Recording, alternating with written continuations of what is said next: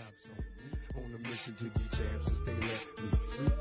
Prepare for combat, my adversaries crumble. Face it, I got a reputation for damage. Busters get ready to rumble. They lock me in a cell, have me trapped in a living hell. Though not guilty, I'm still in jail. Brother, I serve my time like a soldier. Maintain composure. My shadow boxing the fight to the death, busting boulders. Every boxer with a pair of gloves. Best give up love. Here's a man from the makings of the thug. A lethal weapon, mind sharp. And in my heart, there's a wish to shake the world with the flurry of my black fist. Now once a high school dropout, now I'm the $1 million champ. Who's the next to get knocked out? What's going on, everybody? That's right. One more episode of Cheap Seats Boxing Show before we take our full break. Angelo here doing something that I've never done before. So you guys know, this is going to be just a year in review. Yeah, we got the award show. And if you haven't listened, please do me a favor and listen to that. I'm just going to go back and, because there's a lot of things that we don't remember over the past year. And this is going to be kind of a recap of everything. So that's what we're doing on this episode. Welcome to all the listeners. All you guys on all the platforms, the Zoom listener, everybody. Hey, you know what you can do? You can follow us at Cheap Seats Box on Twitter. You can email us, cheapseatsboxing@gmail.com. Questions, comments, anything like that. Feel free. And on the iTunes, Apple Podcasts, whatever the fuck you want to call it, leave a rate and review. You'll be the next unofficial sponsor. It keeps us more noticeable. Look, man, for about 2-3 years now, we are at number 4 on Apple Podcasts, the biggest podcast platform of all. And it's because of listeners like you. And I thank you guys.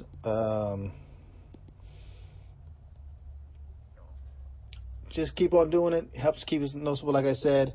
I will always shout you guys out. So here we go. January 2017. Yes, 2017 kicked off pretty good. It only took 2 weeks to get into it. Coming off that bad 2016, people were really excited to see maybe can we get something different. And it kicked off right away. January 14th, James DeGale, they fight to a controversial draw in a really good fight, especially for super middleweight division, not the biggest glamour division. No matter what happened with the Super 60, the World Boxing Super Series. Last fight for Jack before he goes up to light heavyweight. And I think it was just a sign of things. We've seen the slow decline of James DeGale, and it came to a head at the end of the year, and we'll get to that. They fight to a draw.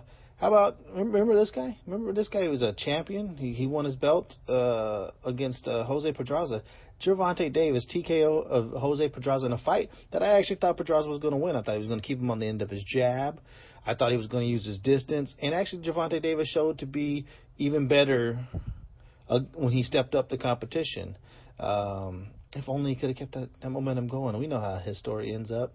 A couple weeks later, January 28th, the rematch between Leo Santa Cruz and Carl Frampton. Now, in this fight, if you guys will recall, I actually did score the first fight for Santa Cruz. I was one of the very, very few. When I went back and watched it, which I hate doing. This is something I fucking hate doing, is when people say, I went back and watched it and rescored it. It's just because you're looking for, no matter which way you're looking at it, you're looking for something instead of just letting it, just reacting to it as it happens. I don't like it. Second glance on the first fight, I gave it a draw. I could understand why people thought Frampton won. Actually, the punch stats would have said that Santa Cruz actually outlanded him in rounds, in that first fight. And this second fight was just a continuation of how that fight ended, I thought. Or I thought Leo Santa Cruz, he just continued to build off that. I thought he made a late rally. A lot of people didn't, but I thought he made a late rally. I thought he actually came on strong at the end of that fight. And I think he just continued that momentum. And he showed layers to his game in the same way that he did when he fought Abner Mares. And, I thought he just totally outclassed Frampton and made Frampton kind of look one-dimensional.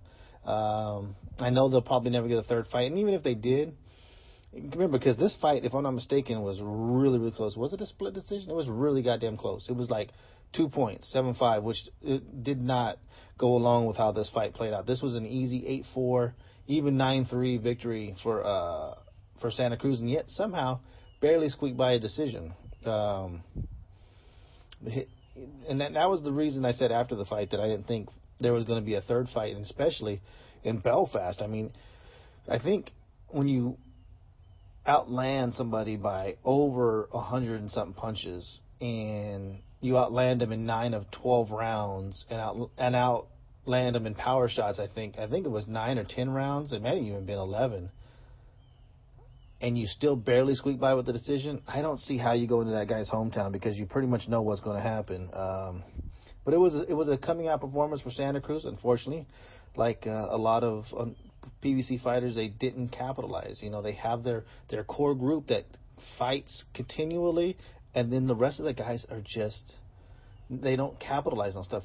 The good thing is Santa Cruz he will fight at least twice a year, but they tend not to capitalize on big moments, big fights, and stuff like that. And you'll see a theme throughout this year. On the undercard, I think the real return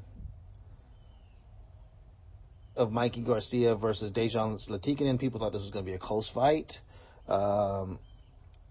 It'd be a tough fight if nothing else. They thought eventually the skill of Garcia would take over against Zlatikanen, and it was the exact opposite. Zlatikanen was never in this fight.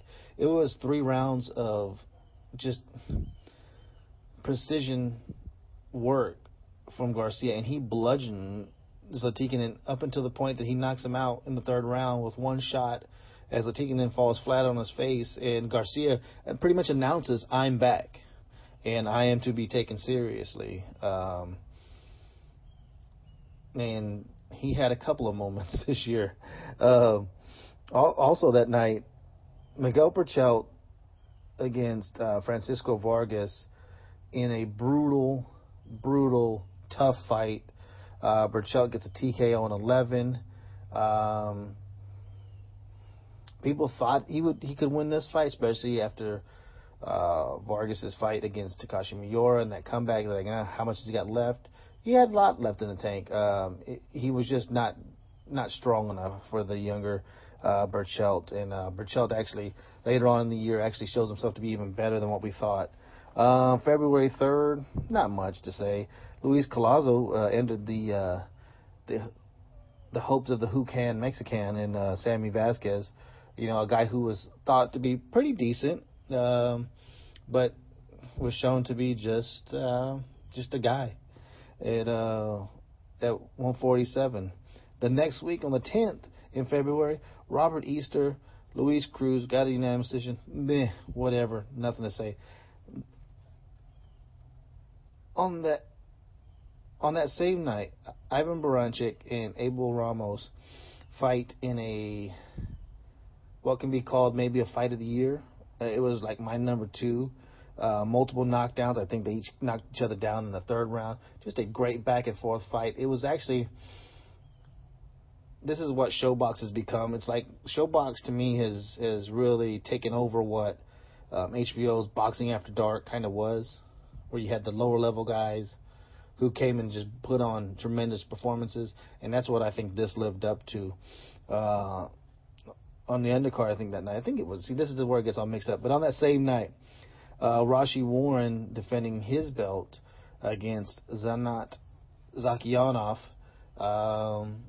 It looked promising for Warren. Knocks Zakyanov down twice in the 1st round, but then just there was nothing he could do after that. It's like he was going to live off those 2 knockdowns, because Zakyanov he pretty much won, 9-10 of the last 11 rounds. It was, probably at least 8 of them, and got a clear victory.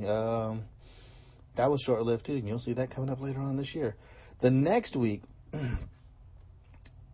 the return of Adrian Broner on February 18th against Adrian Granados. Do you remember this controversy where it was supposed to be at 140, now it's going to be at 142, and then the week of the fight, everything is going to be at 147 because Adrian Broner's fat fucking ass couldn't make the weight, as usual. That's pretty much how things go when it comes to Adrian Broner. And then in this fight, it ended up being close. You know, Granados is too small for 147. He found that out later on in the year as well.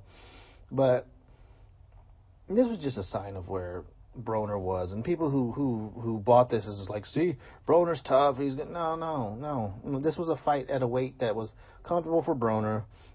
Everything was made just for him, and Granados was kind of toyed with.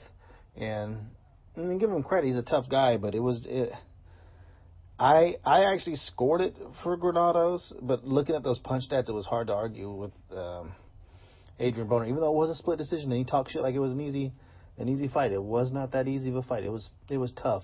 And when you're fighting a guy who is out of his weight class, even though Granados was tough coming off of the Miramon win, I think it was just a foreshadowing of things to come for Adrian Broner. That same night on the undercard, the return of Lamont Peterson. You remember him? He's going to have a fight here next month? Or this month, I guess, because this show's not going to come out till after the New Year, and I'm recording this right before New Year's. So it'll be 11 months. He made his return against David Avanesian, the guy who beat, remember this? Do you remember when he fought Shane Mosley for that WBA regular title? For some reason, he was fighting for that. I don't understand, but whatever.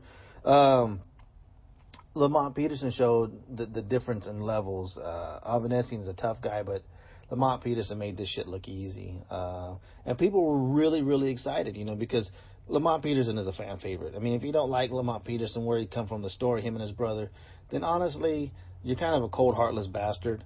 Everybody kind of roots for Lamont Peterson. He does, he's gotten the benefit of the doubt a couple times, or in one fight in particular with that Amir Khan fight. I mean, he didn't get it so much in the Danny Garcia fight. But the return of Lamont Peterson, and guess what? He didn't fight again. Another guy, something happens, he comes back, he makes noise again. People are like, oh yeah, I can't wait for Lamont Peterson's next fight. When is it? Oh, 11 months down the road. Just a sign of things to come for a lot of these PBC fighters. It's kind of sad because they have a lot of talent there, and they have a lot of guys you want to see, but it's a guy like in this next week, in February 25th, Deontay Wilder, he keeps active. It's just a lot of the opponents that he faces, not really the ones you want to see him against. Not always his fault, but only a couple. Just, honestly, just 2 times. So, I mean, he still had, 6 defenses? Only 2 of them were yeah, but they failed. Okay. But anyway, he fights Gerald Washington. And Gerald Washington somehow is boxing Wilder's ears off. No, I should say somehow. We know why. Wilder is technically flawed, except he has the eraser. And that's what happened in the 5th round. I thought Washington had won 3 of the first 4 rounds, and then finally Wilder in the 5th round catches Washington, knocks him down, has him hurt, has him pretty good hurt, but I wouldn't say I didn't think he had him out, ready to go. And, he was swinging a lot of punches at him, but he wasn't really hitting him. And then he had those 2 windmill punches that missed, and that's when the referee jumped in. I thought it was a quick stoppage. He probably would have got the stoppage anyway, but I thought it was quick. But what it showed was a little technique can go a long way against Wilder. The biggest thing is, can you stay away from that gigantic right hand for 12 rounds? And that would be the key for anybody fighting him in the future. That night, Jarrett Hurd fought Tony Harrison for the vacant IBF junior middleweight belt. And this fight kind of went as we thought. Harrison would come out early, control the fight, make Hurd look a little pedestrian, and then eventually Hurd would break him down as Harrison slowed down. And that's exactly what happened. He got the TKO in the 9th round, gets the belt. It is what it is. People jumped on it, thought it was great. We knew in his next fight it wasn't going to. I mean, you had to have been crazy to think he was going to beat a guy like Jermell Charlo. But Hurd gets that belt. And then Eleider Alvarez, the guy who will never, ever fight Adonis Stevenson, even though he's been the number 1 contender for, 5 years. TKO 7 Lucian Butte. I think that was can we please close the book on Butte, please? Yeah, please. March 4th, probably the biggest fight of the first quarter, the unification fight. Really shouldn't have been a unification fight. But anyway, Keith Thurman gets a split decision over Danny Garcia in a fight that was hyped up, had a huge walk-up crowd, had a huge audience. What was it, 5 million at some point it peaked at? But I thought the fight was kind of boring after the second round. After the second round, to me, there was like zero doubt who was winning this fight. I didn't find any drama in the fight whatsoever. And then Keith Thurman kind of closes out and does his best Oscar De La Hoya versus Tito Trinidad imitation at the end of the fight, and kind of just gets on his bicycle running from Garcia for reasons I don't understand, because it didn't seem like Garcia had ever hurt him. And it just closed the night out on a fight that had a lot of promise, a lot of potential, had a lot of eyes on it. And yeah, Thurman got a unified belt now at 147, but all right, here's another example of it. Both of these guys haven't fought since. So what do you say? Yeah, Thurman always seems to be hurt. But he also seems to be a guy who is very happy only fighting one time a year. Out of sight, out of mind for me. I mean, like we were talking about in our award show, he's just a guy who's just fallen off without actually even fighting, not even losing a fight, just hasn't even fought, and people just like, whatever, man. We're getting tired of your antics in between fights, where it's like, I'm always hurt and I'm doing this and I'm gonna go. I don't know, what is he gonna do? Is he gonna be a monk or fucking something? I don't know what the hell it is. A lot of people still high on Keith. I'm high on him. He's probably third best welterweight, but he was down as the best welterweight, and kind of to me dropped 2 spots without actually fighting. Kind of shows you where it's at. Hey, earlier that day, March 4th, Tony Bellew TKO 11 over David Haye. And yeah, David Haye tore his Achilles. That's usually what happens when guys who are juiced out of their fucking minds. Eventually the tendons snap. They cannot hold on to all that weight. The body is not designed to get that big, and this is what happens. You get a lot of ligament you get a lot of pulls, tears, and ligament tears, and he's tore his bicep, he's tore everything. This guy always has these kind of problems. I wonder why. Look, is the reason Bellew won the fight because David Haye tore his Achilles? Yeah, probably. Yet, the first couple rounds, he wasn't right, but it hadn't torn yet, and he still couldn't knock out Tony Bellew. And let's just go back a few years and remember what Adonis Stevenson did to Bellew at light heavyweight, and this is a heavyweight. I mean, he still should have eventually got him out of there. They're going to fight again on May 5th. Yay, nobody gives a fuck. They do in the UK for, I don't know why, but for whatever. That's good for you guys. March 10th, hey, we had some history. Clarissa Shields headlined a Showtime card. I mean, I didn't watch the fight, but I guess it was big news, right? Weren't you guys excited about it? I haven't been this excited since fucking Christy Martin headlined a goddamn pay-per-view. Yay. March 11th, David Lemieux, Curtis Stevens, in what I came out as my Hagler Hearns best fight under 3 rounds, fight of the year. David Lemieux KO3, Curtis Stevens. These guys went at it, talked a lot of shit on the lead up, and David Lemieux knocks Curtis Stevens the fuck out. Gave him a little bit of that Golovkin treatment that Stevens got a few years back. Fun fight. Lemieux didn't capitalize on that shit. We'll talk about that later towards the end of the year. Curtis Stevens, haven't seen him since, have we? I don't think we have. That same night, Yuriorkis Gamboa, is he still a fighter? Whatever. Who gives a shit? Earlier that day, the return of Demetrius Boo Boo Andrade, defending his WBA regular interim quasi belt against Jack Colquet in Germany. And a boring-ass split decision. See, this is the things that we forget. See, everybody talks about how great the year was, but when you kind of go back, and it was a great year, especially comparatively. It's going to get better as we go. But Remember how great the first quarter of the year was? You're talking about, and this quarter is great. I just highlighted all the best fights in the first 3 months. It was okay, not bad.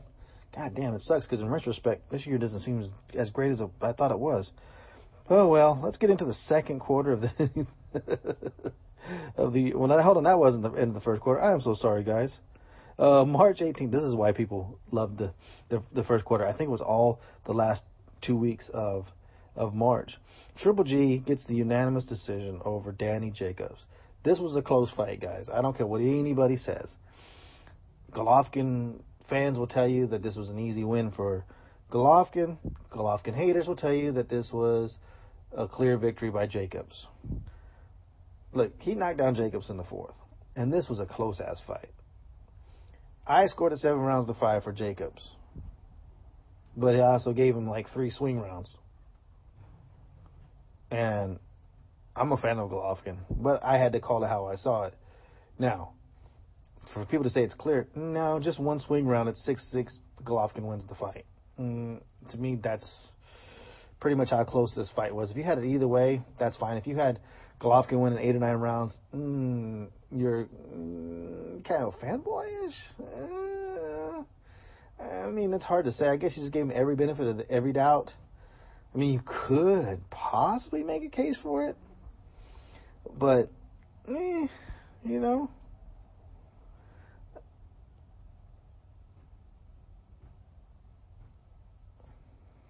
Anyway, I thought it was a close fight. It was a close fight. I think it was just a showing of the beginning of the end of Golovkin. Not that he's done anytime soon, but you could see that he had already peaked, and the erosion is starting. Speaking of erosion, how about on the undercard? Chocolatito Roman Gonzalez loses a majority decision against Sorungvasai. Lost a majority decision. Yes. Chocolatito was knocked down in the second round. He was cut twice from headbutts, but he fucking dominated this fight, people. And I still hear people talk about, now this was a close competitive fight. It was not a close competitive fight. Sorungvasai dominated those first 2 rounds. Gets the knock. He's up by 3. And I think he won. If he's lucky, he won 2 more rounds that fight. He got outlanded in the fight by 150 punches. Gonzalez landed 150 more punches than he did. That's an average of 10 a round. And if you think about it, he had been outlanded in the first 2 rounds, and so the next 10 rounds he outlands him by like 160. He's landing 15 to 16 more punches per round than Sorungvasai. And Chocolatito's not just a jab and move guy. This fight was not close. And yet it was the start, the beginning of the end for Chocolatito. And this is what I didn't like. It kind of robbed Chocolatito of his moment, the best moment of his career, getting knocked down, adversity, getting cut, and coming back to dominate the back end of a fight and win a fight. Look, in the record books, Rungvisai won this fight. It's gonna be hard to convince me. It still didn't stop me from giving him my fighter of the year. He got the win, whatever. But then in the rematch, we know what happened, and I will get to that. Carlos Cuadras was on that undercard. Boring-ass decision. People were down on Cuadras up until his next fight, which was coming up. And then the next week, to end out the first quarter of the year, Jorge Linares gets unanimous decision, schools the shit out of Anthony Crawley. My schooling of the year. People are a fan of Crawley, and why not? Fun guy, good guy, but not that exciting. I mean, he is exciting, but not that good. It just showed you the levels, and Linares just really toyed with him in school, did whatever he wanted to do. It just showed a complete separation of two different levels of fighters, and people were really high on Linares. Not so much in the next fight. It's amazing how quickly shit can turn in the world of boxing. So there's the first quarter of the year. There's your first quarter. Your big fights are Frampton, Santa Cruz, which started off in January. Great way to start it off. February was kind of, I mean, Broner, Granados, okay, maybe. Thurman Garcia, the name was good, the fight was good, the fight, as far as being a unification was good. Oh, the result, what you saw in the ring was not. Triple G, Jacobs, great way to do it. We really got two great fights out of the first quarter. Probably still better than the whole year of 2016. But the first quarter of the year closed out. It's not a bad quarter. It's not a bad first start of the year. It was very solid. What can you say? But here, let's just jump in to the second quarter. And we'll start right there, April 1st. Marius Bredas defeated the corpse of Marco Huck. And really what it was Huck just looked like he had nothing left. And Bredas actually put his name on the map. It was like a new name in the cruiserweight division, which exactly what they needed with that upcoming tournament that we hadn't known about yet. But it's a good thing, because to have, the corpse of Huck was in there, but it's just, you could see that was it. He had lost everything. He wouldn't punch. He wouldn't pull the trigger. And we pretty much knew that's, it was kind of a passing of the baton, not necessarily to Bredas, but to all the rest of the cruiserweights like Gassiev and Usyk, as the old king was gone. April 8th, Terry Flanagan, unanimous decision over Peter Petrov. And this one was on Twitter. This is one of the, it wasn't the first, but it was one of the first ones I remember watching on Twitter from Banner Promotion. And you saw Flanagan look to be okay, but not like dominant, nothing like that would blow your mind. But it was what it was. That night on HBO had a triple header. In the last showing of Vasyl Lomachenko against on HBO. He had the KO9 over Jason Sosa. He continued to impress in that fight. I mean, it was what it was. We knew Sosa wasn't much. We knew that he had already gotten beat. See, I'm already blinking. Jesus Christ. Man.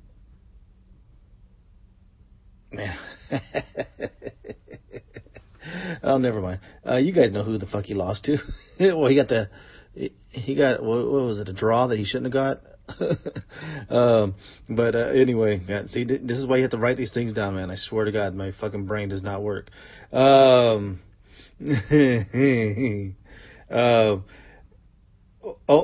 Gvozdyk, KO3 against Uniel Gonzalez. And after this fight, the first thing I thought of was that he may be the most dangerous guy at 175. Funny thing is, you really didn't hear anybody wanting to face him after that. Uniel Gonzalez he was decent. I mean, everybody remembers the performance he did against John Pascal, where he got robbed, and people were, not high on him, but thought that he would definitely pose more of a problem for Gvozdyk, and he really didn't. And that's why, for me, he was the most avoided fighter in that light heavyweight division. And he's a guy who just is never talked about as somebody who people are looking to fight. Alexander Usyk, also on that card, against Michael Hunter, unanimous decision. I thought in that fight, Usyk was he's still feeling his way through the pro game, trying to find where he actually stands in the pro style. We know he's an amazing boxer, especially at 200 pounds. But he failed to really. He failed twice on HBO to really make his mark where people would want to see him. And but that was just one of those performances where it was fine. Michael Hunter was okay. And Usyk, besides Gassiev, I don't know if anybody's going to actually pose any kind of threat to Usyk. The next week, April 15th, Julius Ndongo beats Ricky Burns to unify the WBA and the IBF junior welterweight division, and it made him a player at 140. And how did it make him a player? Well, it lined up a total unification for an undisputed junior welterweight champion. And Ndongo put himself on the map, got a career high payday, and he was a road warrior. That's all he did was go to somebody's home to win these titles. This was no different against Ricky Burns. You have, he got exposed later on, and we'll talk about that. But this was a guy who, when people say you don't care about the belts, a guy like this would have never been anywhere without those two belts and without getting the very first one. So depending on the fighter, a lot of times these belts do matter. Once you get to a certain point, the belts don't matter as much. But remember this: without the belts in the beginning, those fighters wouldn't be where they are. Even the top guys. If belts never mattered, then why the fuck do they even fight for them?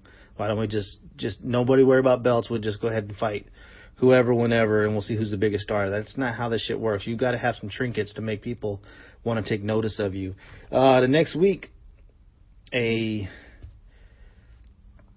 WBC eliminator just didn't make sense. That Sean Porter, Andre Berto was for an eliminator. Maybe the Porter side, maybe, but Berto definitely not. But Sean Porter gets a TKO over Andre Berto. He just wears him out. I mean, we knew what was coming. There was no way that Berto was going to be able to stand up to that pressure, the onslaught of pressure that Sean Porter puts on you. It was what it was. Will it translate into any title shot? It doesn't look so. I mean, it's been 8 months and there's still no talk of Porter fighting for any title. That night, one of the best knockouts of the year, Jermell Charlo, KO 6 over Charles Hatley. Unbelievable knockout, as the Charlos, as a unit, have put themselves on the map. These was guys, say, like 2 years ago, that people were like, they're kind of boring, they're kind of bland, they're kind of vanilla. It's like they don't really wow you. And then over the last couple of years, the Charlos have really put their name on the map. Big knockouts. Jermell has only gotten better after leaving Ronnie Shields, amazingly. Not amazingly, but I mean, like his brother's still there and he's still growing. But the Charlos have become a great heel character as a almost like a tag team. And people are loving to hate them, which is probably a good thing for them, because now people are talking about them, whether you agree or disagree with the way they go about it. I personally like it because they talk shit to people after they knock them out. They let the other person run their mouth the whole time up until they knock them out, and then they're like, what do you guys say now, motherfucker? That's old school street shit right there. That same night, Top Rank did a pay-per-view that we could not understand why the fuck it was a pay-per-view. Oscar Valdez with a unanimous decision over Miguel Mariaga, where Valdez kind of struggles. It was kind of a boring, bland fight. I mean, it was good for Valdez, though. This is a great learning experience. This is the kind of thing that, as a young fighter and as a guy who is probably too inexperienced to have that title, but he has it, and I think a fight like that he had against Mariaga is a perfect thing for him to grow from.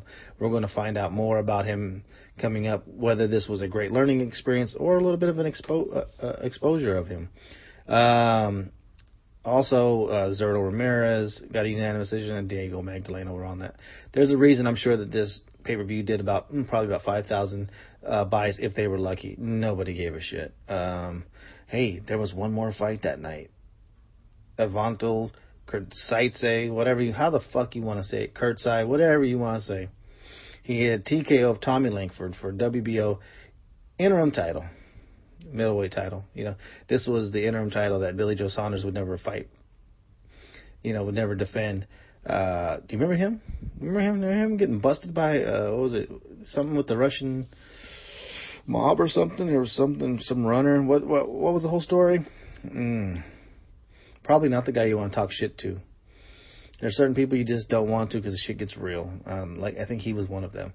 But we'll never see him fight again, I'm sure. Not until he's at least 45 or something like that, and he's way past it. the next weekend, April 29th, Anthony Joshua, Vladimir Klitschko, and what was my fight of the year, the WBA IBF heavyweight title, 90,000 at Wembley Stadium. If you guys know the story, knocked down in the 5th by Joshua, knocked out in the 6th by Klitschko, knockdowns in the 11th by Joshua to stop Klitschko. A true passing of the guard in the heavyweight division. Old school, the old school way. Everybody remembers the Larry Holmes beating the shit out of Ali. Holmes getting the shit kicked out of him by Mike Tyson. Mike Tyson getting the crap beat out of him by Lennox Lewis. And then there's always that passing, And this harkened back to it. And Klitschko, he got a lot of the respect in that loss that he never got in all those wins for the 10 years that he was the king of the heavyweight division. To me, just the best fight. Just because of the situation, the tense moments in it. I mean, in a heavyweight fight like this, you're just waiting for that one shot to land because that can change everything. Had the round of the year maybe for me in round 5. What a fight. Best fight for me for 2017. Hey, next weekend was the Cinco de Mayo weekend, and what a great fight that everybody was looking forward to in the Canelo Alvarez Julio Cesar Chavez Jr. fight at 164.5 pounds in a fight that people talked themselves into that Chavez was going to be better than what they thought. Hey, he's in shape. He's a bigger guy. He's going to give Canelo some troubles. No, it was what you thought it would be when you first heard it. You got talked into believing it, and I almost bought it. Even on the preview, I said the same thing, like this. Yeah, let's just go back to what I initially thought. Canelo's going to toy with this motherfucker. I thought Chavez would actually give 2 to 3 rounds of tough fighting, but that would be it. And he actually gave up none. He gave not even 2 or 3 seconds of tough fighting.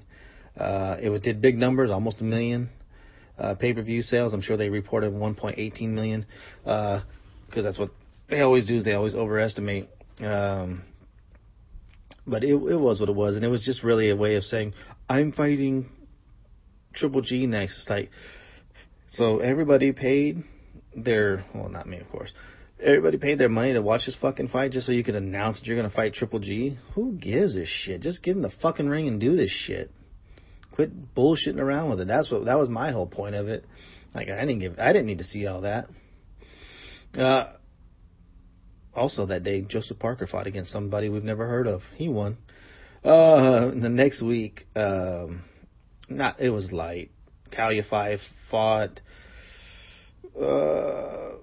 Yeah, that's it.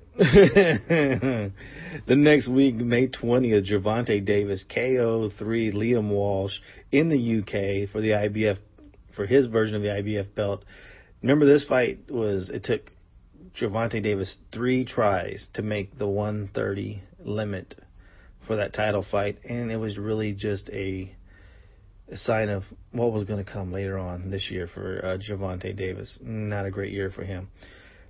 Also, that night, do you remember this guy? I forgot he fought. I almost forgot he fought. Gary Russell Jr. fought Oscar Escandón, TKO 9, and Andre Durrell won a 7-round fight with a DQ by Jose Uzcategui. Everybody remembers this fight because of the Uncle Leon Lawson sucker punch. That's what this whole fucking fight is remembered for. And the weird thing is you would have thought that Uzcategui won with the late punch at the end of the round. No, he was DQ'd, and yet Uncle Leon, he decided he was going to come in and give him a sucker punch.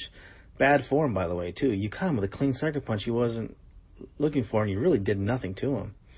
And you got to sit down and turn over that punch, buddy. You got to fucking put your hips into it. Come on, Uncle Leon, you know better. That same day, Terrence Crawford defeated Felix Diaz, TKO 9, just a continuation of the greatness of Terrence Crawford. He gets better and better. He's a guy who I wasn't high on for a long time. Obviously, I've changed my opinion on him.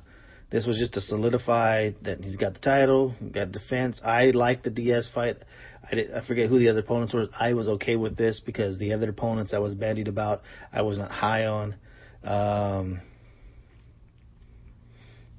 And then he had that's just lined up the undisputed title fight against Julius Ndongo. So how can you not just be excited once you heard that? Like, that's going to be nice. The next day, Naoya Inoue got a KO. Ricardo Rodriguez, whatever. That's one of those fights that it's just a stay busy fight. The next weekend, the emergence of the next welterweight star in Errol Spence, a KO 11, a TKO 11 against Kell Brook for Brook's IBF belt.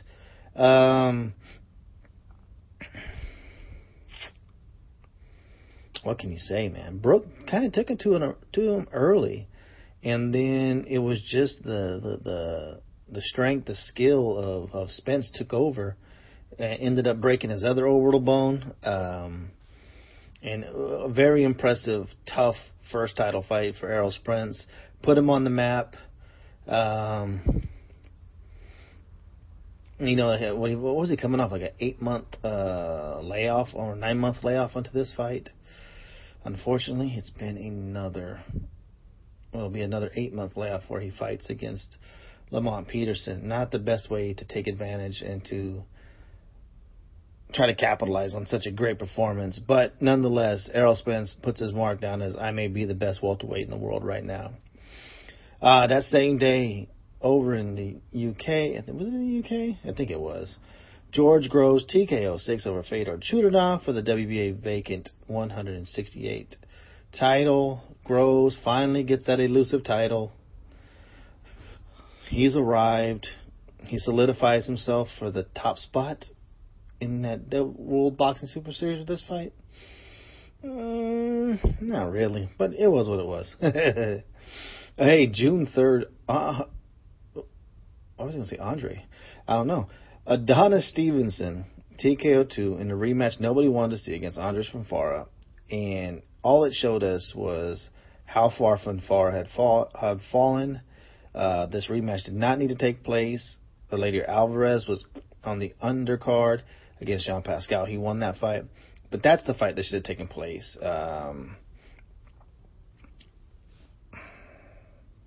And he'll still never get that title. He's been the mandatory for 2 years now. He'll never get that title fight. You know what we were robbed of that night, June 3rd, 2017. Mark this on your calendar, people. This is what we were robbed of. Maybe the greatest heavyweight title fight of all time. Shannon Briggs, Freza Kendo for that WBA regular heavyweight title. We got denied that because Briggs somehow, I don't understand it. I really don't. Even looking at him, I mean, he barely looks muscular. Most guys who are 48 years old look like that. Got popped for elevated testosterone. Yeah, that was what it was. The 2 weeks later, it wasn't really nothing. I guess the next week. So that's what I got on my notes. If I missed something, let me know, guys. June 17th, the rematch of Ward Kovalev. After the controversy of the first fight, where most people thought Kovalev won the fight. I didn't think it was that close of a fight. I thought the closest you could get to that fight was at 6 rounds to 6, and Kovalev still won by 1 point. But Ward emphatically beats and breaks down Kovalev and stops him in the 7th round or 8th round after low blows, though. Going into that 8th round, I had it 4 rounds to 3 for Kovalev. But I thought it was a Ward fight to lose at that point. He was definitely coming on. He caught him with multiple low blows that round, the last one being the worst. And the referee just called it at that point. Not the greatest ending to the fight. You know, and this was the one thing, is did he win it because of low blows? No, he was probably going to win that fight either way. Here's the thing. We don't know. You never know. You go back 2 months earlier, and Klitschko had stopped Joshua in that fight if it's the same circumstances. Klitschko stops and wins against Joshua in the 6th round if we hold up those same standards. Joshua came back from the brink of being stopped to win the fight. We don't know what happened. Most likely he still does win. And everybody's like, well, what about the illegal rabbit punches that Kovalev hit him with? But nobody disagrees with that. Nobody was saying that it was okay. But, like I said, at that point, we were robbed of a definitive outcome. Because, say one of those illegal rabbit punches stops Ward and they call it a knockout. You think there would have been outrage? Hell yeah, there'd been outrage. The fight got called on a low blow. That's where the outrage came from, understandably so. That being said, I still think that Ward would have won, but we didn't know. We really didn't. There was more controversy that night. Earlier that day is Guillermo Rigondeaux, Moises Flores. He got a KO1 after 3 fouls and hit Moises Flores way after the bell. If people remember that, I mean, it was literally like at least a full second and a half after the bell.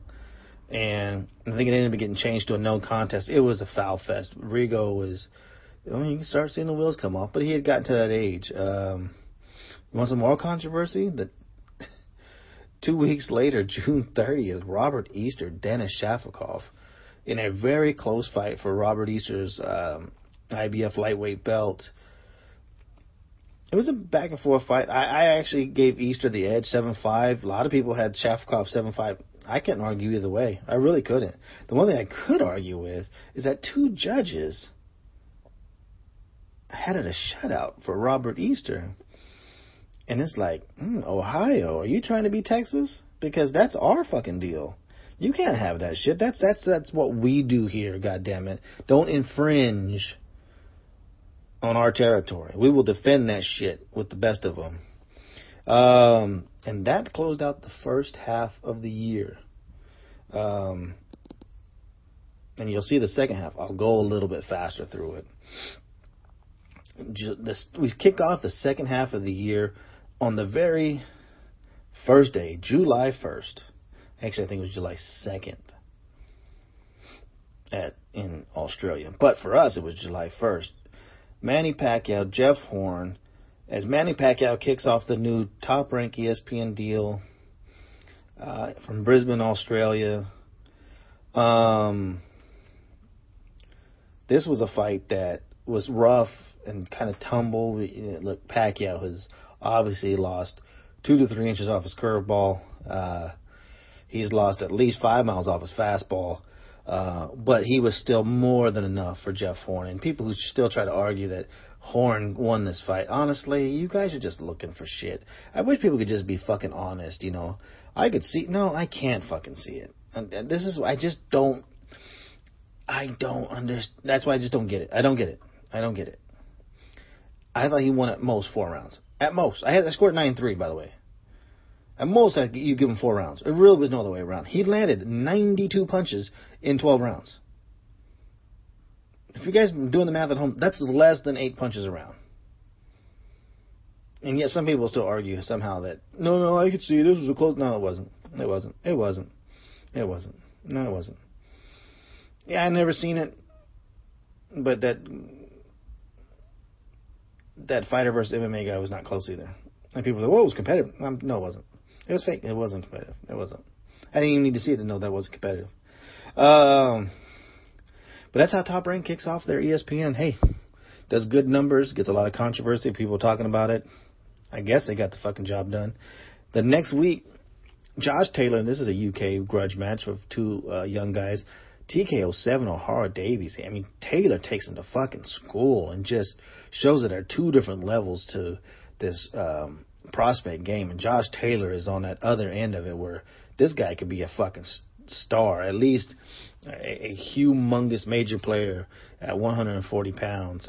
He just took all the shit talking that O'Hara Davies gave him and turned that shit into a nice, good ass whipping.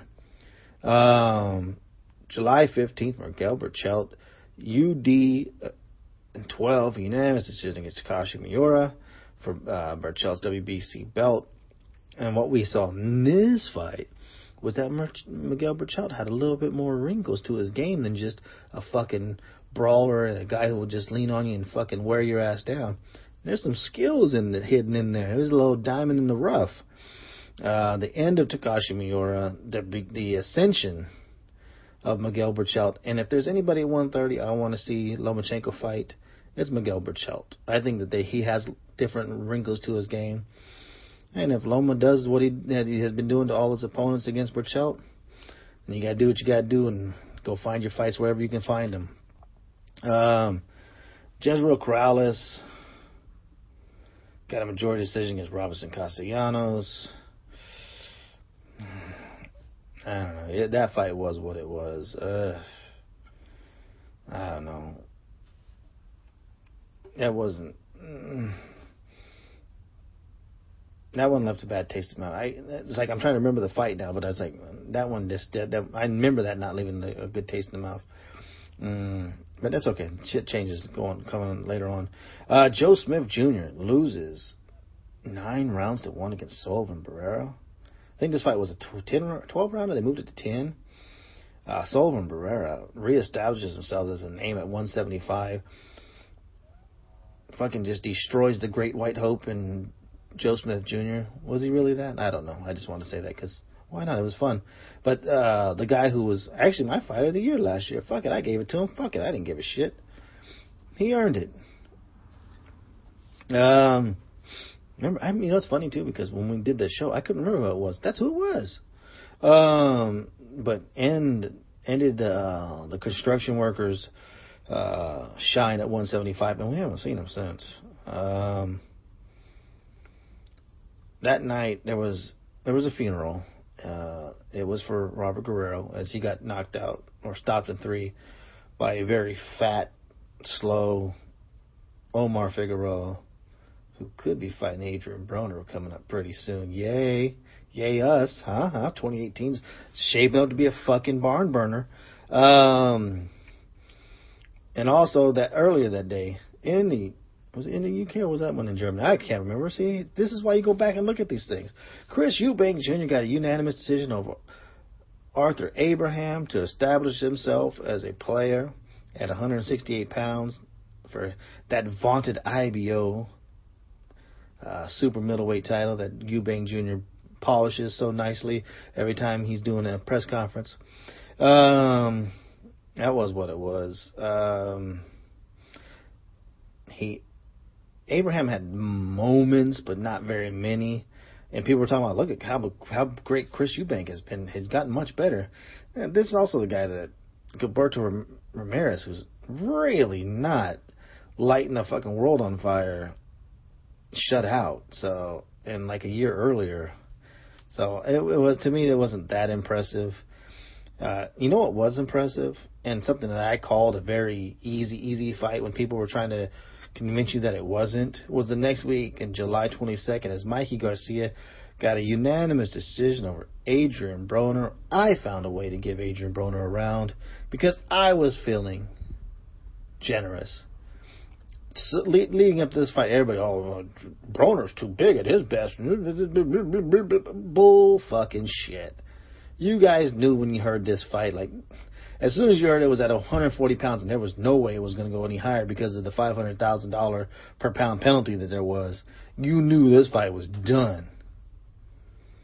And this was another fight that just kind of, I don't know why this one broke, like there's so many fights. Ward Kovalev was another one that broke down racially. It's just like, I don't know why it hurt so many. And I'm not talking about fans. I'm talking about like ex-fighters and trainers. But a lot of black guys, like trainers and former fighters, I don't know why it hurt them to think that Mikey Garcia was going to fucking box the shit out of Broner. I know Broner was thought to have been like this supreme boxer early on in his career, but that myth had been gone for years now.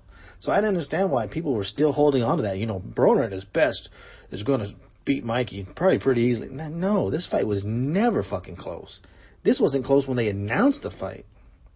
And Mikey established himself as back all the way after the Satikinen win, and then this one, he can beat you boxing you or beating the fuck out of you. And he beat the fuck out of Broner. Broner has nothing left. His dance partner for the next fight, Omar Figueroa, they're about right. Those guys are the same fucking fighter. Fat guys who can't never stay in shape. Well, at least Broner stays active. Figueroa doesn't.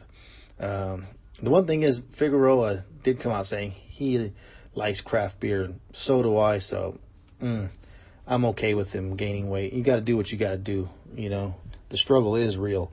On the undercard that night was Jamal Charlo knocking out Jorge Sebastian Hyland, the peg leg man himself. I don't know what it showed, except that, Jamal Charlo is a fucking beast. You can say what you want to say.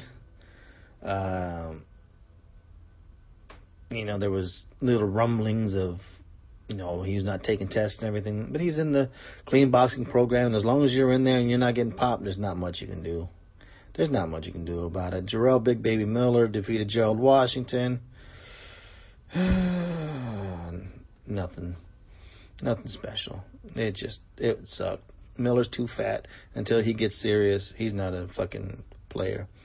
August 5th, Vasil Lomachenko TKO 7 over Miguel Mariaga.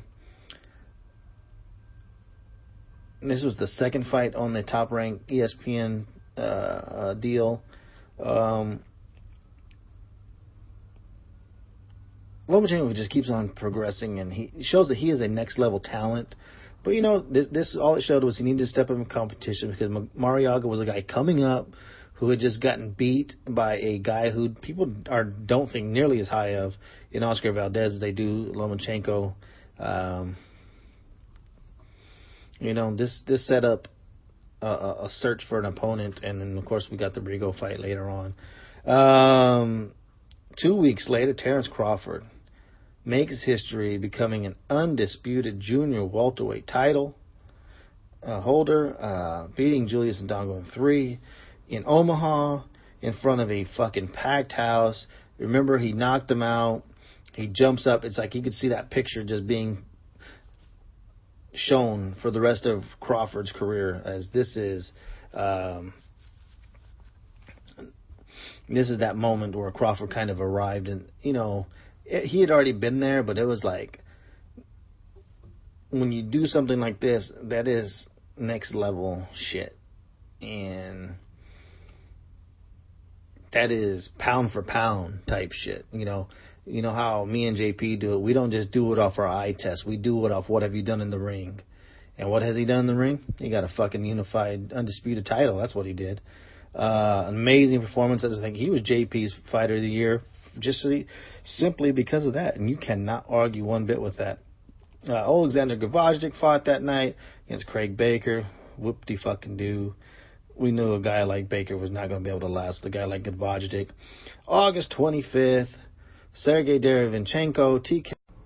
Sorry about that, guys. But anyway, Sergey Derevyanchenko, TKO 11, Toriano Johnson, an IBF eliminator. Not much to say here. People thought Toriano Johnson was a credible opponent for Triple G at one time, but he has fallen totally off. And Derevyanchenko, he could be a viable opponent for one of those top guys. I just don't see him being any kind of true test for any of the top guys at 160. That's just my opinion. The next day, August 26th, the fight of the year? Yeah. Floyd Mayweather, TKO 10 over Conor McGregor. I can't break it down for you guys. Never saw it. But if you guys bought it, you're idiots. Gervonta Davis, KO 9. Francisco Fonseca. He missed weight again. Davis missed weight and lost the title. And he earned what he got. Again, didn't see that. No, I think I did see that fight, actually. I actually looked that one up. Badu Jack, TKO 5, Nathan Cleverly. This was all on that same card. For Cleverly, somehow Cleverly had a regular light heavyweight belt. I don't understand how that happened. That same night, one of my favorite, not really fighters, Miguel Cotto, UD12 over unanimous decision over Yoshihiro Kamagai for a vacant WBO title. I said this when it happened. There was no way in hell Kamagai should ever be fighting for a fucking title. This was a fucking joke. This was just a way of getting him a title shot or another title. It was what it was. It was bullshit. Cotto had been long gone past it in his last fight coming up. You knew what happened, and he's been past it. September 2nd, Antonio Margarito got a technical decision over Carson Jones in a fight that he was about to get beat the fuck out of. Got a baby cut and decided they needed to stop the fight. He didn't want to stop that fight with that major cut against Miguel Cotto the second time around. But this fight, he was very happy to get that fight stopped. Margarito is, Margarito at this point. September 9th. Maybe the best card of the whole year. Superfly. And Srisaket, I might get this right one day. Srisaket Sorungvasai. KO4 over Roman Chocolatito Gonzalez. The end of the road for Chocolatito? Maybe. He set up great matchups for 115, though. Look, what people had saw, like the chinks in the armor of Gonzalez, Rungvasai totally exposed, beat the fight out of him. Maybe Gonzalez comes back, but I mean, this weight is maybe a step too far. He's going to have to fight more of the light-handed guys than some of these brawlers. Rungvasai solidified himself as a fighter of the year. I know it was a little contradictory because I wouldn't give Ward it last year, but remember, it was only the Ward Kovalev fight 1 that I had. But I'll say this, if Ward Kovalev 2 would happen last year and he would have stopped him after that controversial win, I would have had to have given it to Andre Ward at that point. And that was the only difference with these two guys, even though you still can't convince me Ward won that first fight or Rungvisai won the first fight. He emphatically beat the number one guy and solidified himself, setting up a fight against Juan Francisco Estrada, who got a unanimous decision over Carlos Cuadras. And if you guys remember this was a fight of two halves. Cuadras came out strong. Estrada just took control in that latter half of that fight. I thought it was as clear of a 7-5 win as you can have. And then, of course, Buffer called the wrong winner for this fight. One of those best moments of the year. Buffer called, I think, Juan Francisco Cuadras, I think is what he actually called for the winner. This is the second time he's done this. He did this for Sam Solomon, and I remember talking about this too when it happened. The German guy that always got all the gift decisions. Anyway, called that fight, called that winner wrong. This is the second time it's happened. It was what it was. That night, though, also was the beginning of the World Boxing Super Series. The cruiserweight tourney started. Alexander Usyk dominates the corpse of Marco Huck. What was left of that corpse that was left behind by Marius Bredas. Alexander Usyk just fucking kicked the dirt on it. There was no Undertaker moment coming up from that fucking coffin for Huck. It was what it was. The first round of this World Boxing Super Series for me kind of fell flat. The second rounds are going to be much, much better than the semifinals, but the opening quarterfinals wasn't that great. September 16th, the next weekend, the big fight, Triple G, Gennady Golovkin against Canelo Alvarez. The fight that I didn't think that would actually happen until next year, so I was wrong on that. Great prediction by me. They had a split draw. And this was, I thought, a pretty clear win for Golovkin. Now, remember, I scored the fight for Jacobs when he fought Jacobs earlier. So it's not like I have a Golovkin I lean his way. And Canelo, even though he's the biggest Mexican star, I don't lean his way. I've scored 3 fights against him. This just happened to be another one of them. I thought he controlled most of the fight between 4 and 9. I mean, at worst. I mean, if you gave Canelo every benefit of every doubt, you could only score this fight 115, 113. If you gave him the benefit of the doubt in every other round. Somehow Adelaide Bird scored a 118, 110 for Canelo. Don't know how. Don't know why. Well, we do know why. It was a fucking scam because they told you leading up to this looks like it could be a 3-fight series. Both fighters told you that, so we knew it was coming. This fight in May is not the last of them unless Canelo knocks him the fuck out, which isn't going to happen, but he could absolutely win this fight. The next fight coming up in May, which probably will happen in May. Joseph Diaz won an eliminator, setting up a fight against Gary Russell. We'll see if that fight ever happens. It's supposed to happen, but you never know with Gary Russell. Diego de la Hoya got a unanimous decision over Randy Caballero. People were starting to really like Diego. At 122, now with the vacating of the belts of Guillermo Rigondeaux, will he ever go back there? Don't know. There's no glamour fights there, so maybe not. But people, he's not just Oscar's cousin anymore, or whatever, or nephew, whatever the fuck he is. The World Boxing Super Series quarterfinals on the 168 kicked off. Ho hum. Callum Smith, boring as shit against Eric Skoglund, got the unanimous decision. It was what it was. I told you that first round was not very good. September 22nd, another one. Oscar Valdez. These are just undescript cards.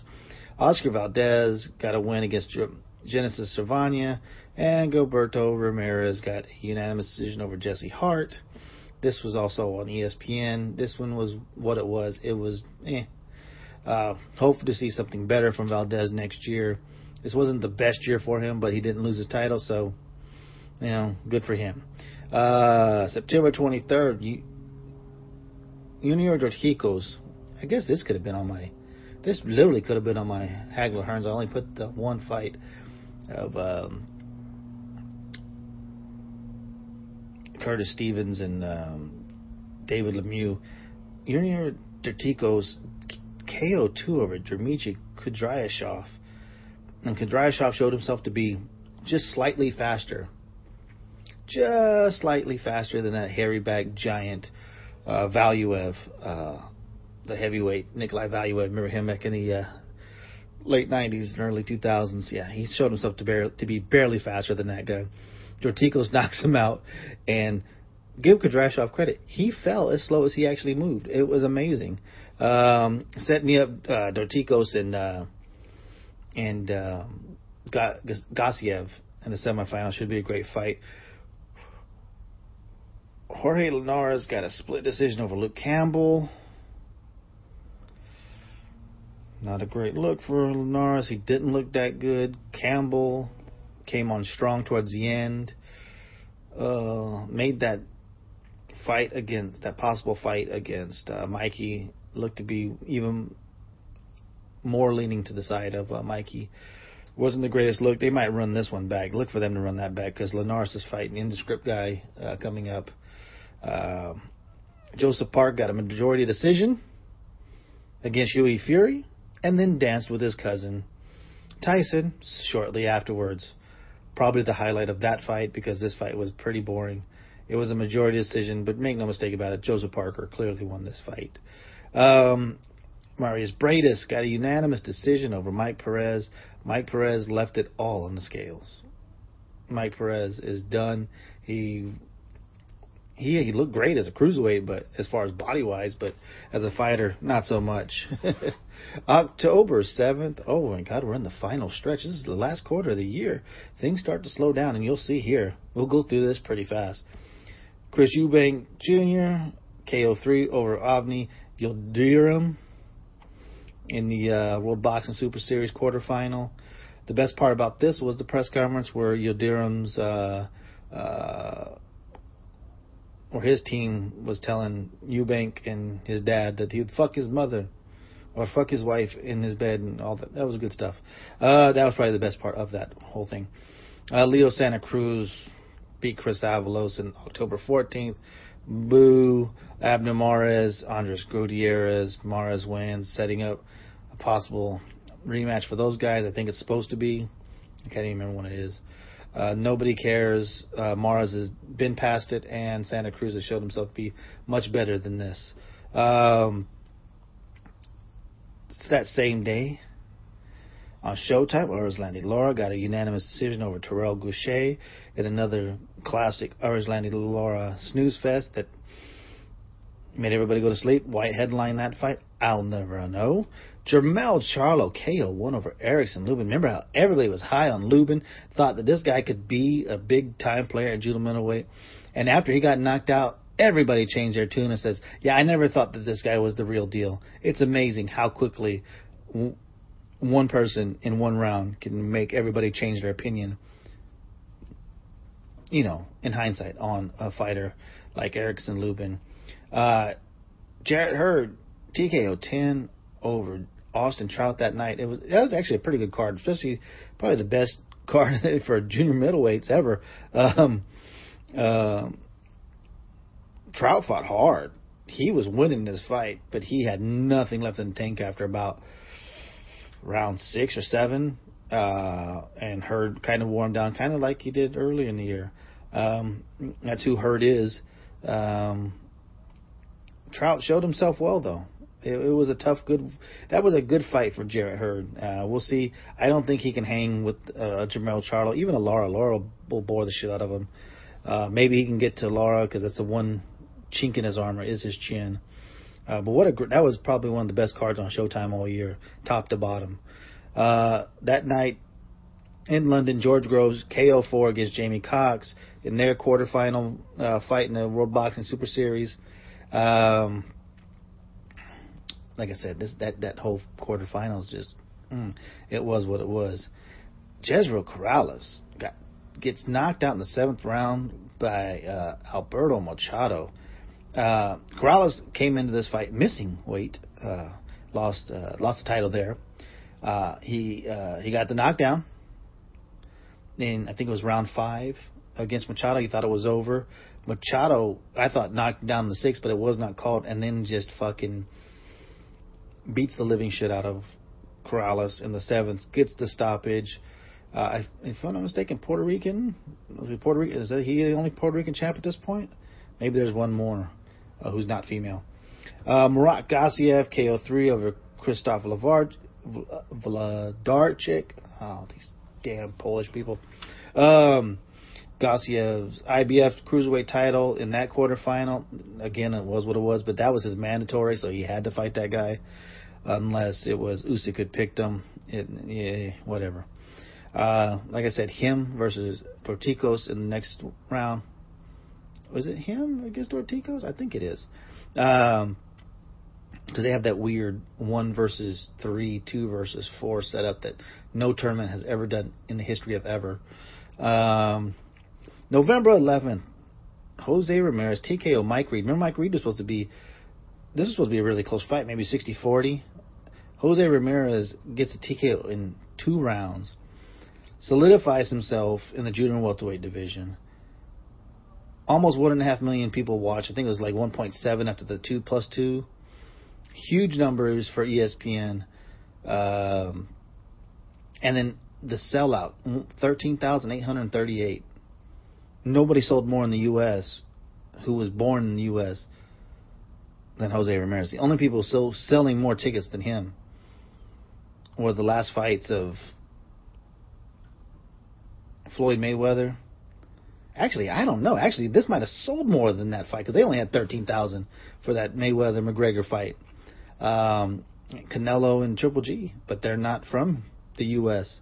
He solidifies himself as one of the 2 biggest draws of any U.S.-born fighter.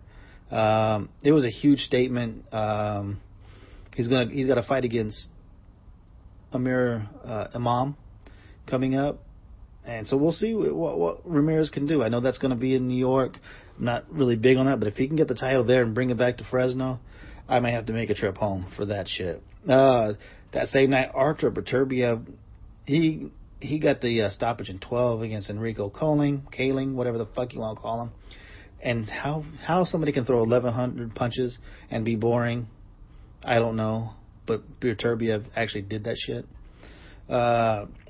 Danny Jacobs fought that night as he switched over from Showtime to HBO with the unanimous decision over Luis Arias. Arias talked a big game, did not back that shit up. Jarrell Miller got a TKO4 over Marius Walk that night. Miller just still, until he gets his weight under control, there's not much you can say. It's not great. Josh Taylor caps off a great year. Honestly, with those two performances, if you wanted to say he was the UK Fighter of the Year, you really could. Josh Taylor, TKO 10 over strong veteran Miguel Vasquez at 140. Vasquez does not get stopped, people. He may be one of the most boring fighters in the history of mankind, but he does not get stopped. You know what? I skipped a fight, by the way, and I'll get back to that. But what a performance by Taylor. Puts himself on the map as a player at 140. Huge player. You know what I did forget? November 4th. Sorry, guys. I'm scrolling down. I think I skipped over. Deontay Wilder in that hotly contested rematch against Berman Stavern gets the knockout in one, as Berman Stavern is a fat fuck, and Deontay Wilder disposes of him in the manner that he deserved. Hopefully, Deontay Wilder can get that fight next year or the year after against Anthony Joshua. That'll be a humongous fight. Sean Porter beats Adrian Granados that night. Like I said, Granados, he's just not a 147 guy. This is what a 147 guy does to him. It was easy for Porter. Granados was tough, but it was a clear win for Porter. It just was what it was. Dimitri Bivol on HBO that night got his title against Trenton Broadhurst. Big knockout. Bivol is only, 9 fights in or whatever. He's got a title. It was what that was. Bivol, he ain't calling out no fucking... Yeah, I know he ain't scared of him, but he ain't calling out no fucking Gavajic. November 18th. Where we at? November 18th. Or 17th, sorry, guys. Andre Durrell, Dennis Douglas. We're not going to talk about that fight. Sorry. Never mind. The 18th of November, Julian J. Rock Williams versus Ishe Smith in a fight that was way too tough for J. Rock. I think what it did would show that maybe J. Rock just wasn't the fighter that we all thought he was. Maybe that fight against Jamal Charlo is who he was. Maybe. I don't know. But I just wasn't very impressed with J. Rock. It was hard to take anything from that fight that was impressive. Speaking of unimpressive, Carl Frampton, Horatio Garcia. I thought this was a 6-4 fight, man. I thought Frampton was lucky this was not a 12-round fight. He probably loses this a 12-round fight. Remember, Horatio Garcia is the guy who got shut out the previous year against Jojo Diaz. This was not a good look for Frampton. Coming off the loss to Leo Santa Cruz, this was not a great comeback fight for him. Herwin Ancajas dominates Jamie Conlon, retains his junior bantamweight belt. He's a player at 115. There's no reason why he can't be on a Superfly card. And then maybe the knockout of the year, it was JP's, or it was on our list at least. So Lonnie Tate knocks out Gagne, whatever. Like I said, indescript fighter. But Tate comes out, first punch lands, knocks out Gagne in 11 seconds. I think it was later changed to 6, but the quickest knockout on the history. Wow. November 21st, the return of Devin Alexander, and it was a pretty decent comeback. I mean, I don't know what he's got left, because Walter Castillo was not that tough of a guy. Is that who it was? I don't even remember at this point. We'll see if he's got anything left at 147. I just don't see him being a player. He may be a name, but he's not a player at 147. November 25th, Sergey Kovalev KO2 over Vyacheslav Shabransky, reestablishes himself. Maybe, we'll see. We need to see Kovalev get punched in the mouth or even the nuts to see if he is truly back. Then we're getting into December. You guys know what happened. Saddam Ali gets a unanimous decision, ends the career of Miguel Cotto on a bad note. Cotto tears his bicep in the 7th. It was the end of the road. Vasyl Lomachenko TKO 6 over Guillermo Rigondeaux. Rigo quits. That's the big story, is Rigo quit. There was 2 ends of the career for 2 37-year-olds. Rigo quit, and then the end of Orlando Salido as he got beat into unretirement, who knows, at this point, by Mickey Roman. And on YouTube, on the Showtime app, on the Showtime YouTube page, Caleb Truax, huge upset over James DeGale, who may have been considered still the best super middleweight at that time. At this time, when they ain't no more. Truax, a true deserved upset win. Congratulations to him, Lee Selby, whatever. And we know how it ended. BJ Saunders opens people's eyes with that unanimous decision over David Lemieux. And that last fight, it was what it was. It was the marking of BJ Saunders is a player if he truly puts himself into it. Will he translate this into a big fight? Probably so. But we'll see what's going on going forward. But we'll see. We will see. But that pretty much wraps up the year. This is the first time I've ever done this. I wanted to give everybody a recap because, like I said, that's why I went through the back end fast. I went slow through the first part because a lot of times we do forget exactly all the things that did happen throughout the year. It was a really good year. Looking back at it, the first quarter of the year was strong. The middle was strong. It fizzled a little bit towards the end. But we've had some great performances even towards the end of the year by Saunders and by Lomachenko. I just want to say again, thank you to everybody who has continued to support this show. We are into our 6th year now. Just started our 6th year. We're one of the longest running shows now at this point. It's an effort. You guys have, when people who do shows, they know it is an effort. And the longer you go, the more of an effort it is sometimes, because life happens. Shit, you've done so many shows. It's like, I know, but this week I got to do this. And so it does get tough. There's only a few shows left that are longer than us. I remember getting into this thing, and there was, the Leave It in the Ring show. In the Corner was there. I still check those guys out. There was On the Grind. That is, I don't talk shit about shows, but that's a terrible show. I don't even know if it's still around. I think I still see it here and there on the Apple Podcast app. Oh, wow. I think we're about the same age as The Boxing Voice. Not the biggest fan of that show. I know a lot of people are. That's the reason it's the number 1 rated show. But it's not my cup of tea. We're one of those long reigning ones. There's a couple of them out there that have been around that I haven't listened to. When we started out this thing, there was a lot of shows, and we did it to put out what we were hoping to be good content. And because of people constantly supporting us, like you guys, we're still going strong after all these years. We truly appreciate it. All the old school listeners who have been there from almost day one. Brandon, I see you out there in Arizona, and Neeson, and guys over the years, Brad in Jacksonville, and I'm going to forget guys, so I really truly apologize.